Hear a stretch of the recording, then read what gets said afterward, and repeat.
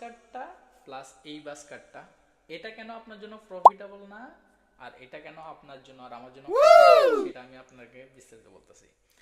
এটা কিনলে আপনাকে এটা রিলোড করার জন্য আপনাকে শপে যেতে হবে কিংবা ট্রেন স্টেশনে সিরিয়াল ধরে দাঁড়াতে হবে।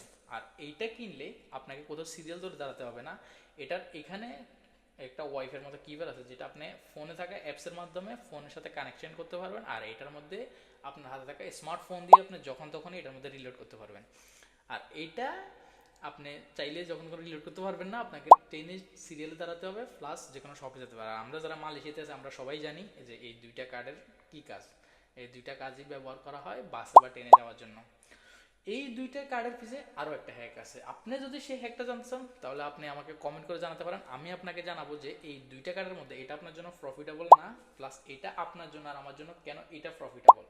এটা আমি আপনাদেরকে জানাবো পরবর্তী ভিডিওতে। যদি আপনি কমেন্ট করে জানতে আগ্রহী হন তাহলে জানান।